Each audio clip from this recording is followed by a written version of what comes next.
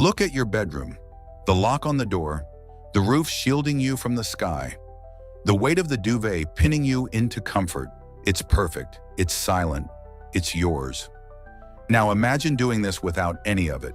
For 300,000 years, humans slept without a single wall, without a door, without a pillow, no memory foam, no blackout curtains, no white noise machine to soothe your anxiety. Yet we survived. But here's the mystery that should keep you awake tonight.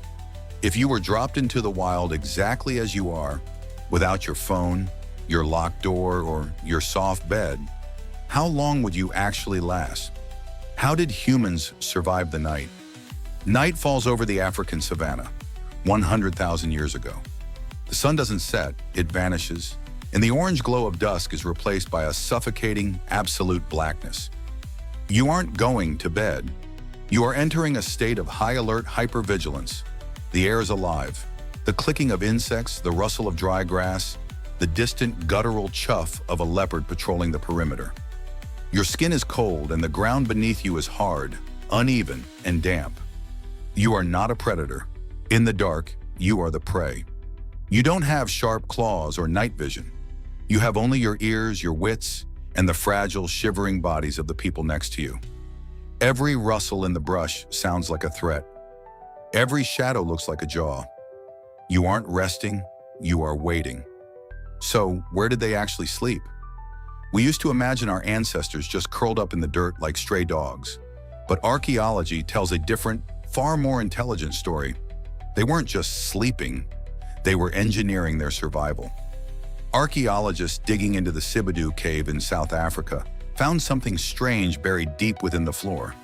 It wasn't food, it wasn't weapons. It was layers of sedge and rush.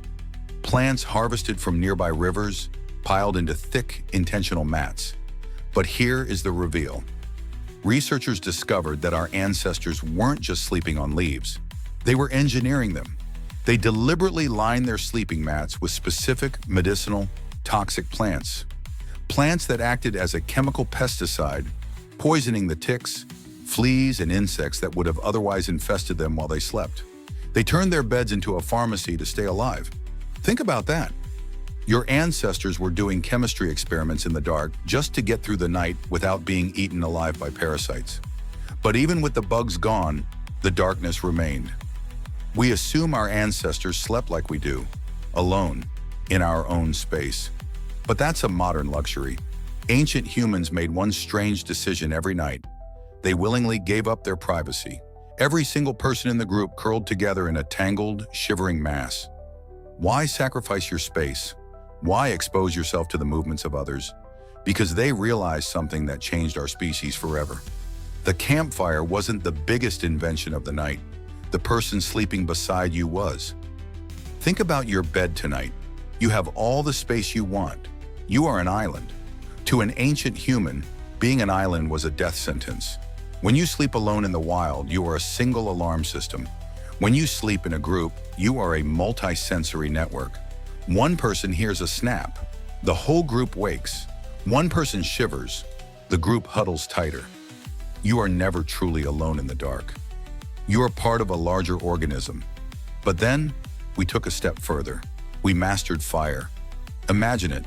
A child wakes, hears wolves, and feels the terror rising in their chest. They look toward the fire. The oldest woman in the tribe quietly adds a single branch. Nobody speaks, nobody moves. But the fire flares up, the shadows retreat, and the group breathes out as one. You've just seen the birth of true rest. Fire didn't just give us warmth, it gave us the ability to dream without waking up in a panic. It created a safety bubble that allowed us to transition from light, watchful naps into the deep, restorative REM sleep that built the human brain. But if we were so good at sleeping in groups, why do we now pay thousands of dollars to sleep alone? As we moved from nomadic life into permanent settlements, the nest grew. We built platforms to stay off the damp ground. We stuffed them with soft wool, feathers, and straw. We gave them frames. We gave them curtains to block out the draft, then to block out the view. The bed became a room within a room. And slowly, over thousands of years, the bed transitioned from a survival tool into a status symbol. The ancient Egyptians had carved headrests. The Romans had elaborate couches for feast and sleep. By the Middle Ages, the great bed was the center of the home, the most expensive piece of furniture a family owned, often the only thing explicitly written into a will. We kept refining it. We added springs to absorb the pressure. We added foam to map our bodies. We added blackout curtains, sound machines, and temperature-controlled sheets. We have spent thousands of years trying to recreate the safety and the temperature of that ancient campfire, but we've stripped away the one thing that was constant for every ancestor you've ever had, the presence of the tribe. We've built the perfect box to sleep in, but our bodies are still living in the savannah. Tonight, you'll fall asleep in under 10 minutes. An ancient human couldn't afford 10 seconds of carelessness. Your brain is still the same as theirs. It's still wired to listen for the snap of a twig. It's still wired to crave the warmth of a nearby heartbeat. We often complain about our sleep today. We track it with smartwatches, we worry about our sleep hygiene, we struggle with insomnia. But perhaps our modern struggle is just a biological hangover. We are trying to force a Paleolithic brain into a high-tech, isolated, silent, sterile box. We've conquered the predators, but we haven't conquered the instinct. Tonight, when your head touches the pillow, don't just think of it as furniture. Your ancestors spent nearly 300,000 years trying to invent that exact moment of safety. They slept on toxic leaves to keep the bugs away. They slept in piles to keep the predators at bay.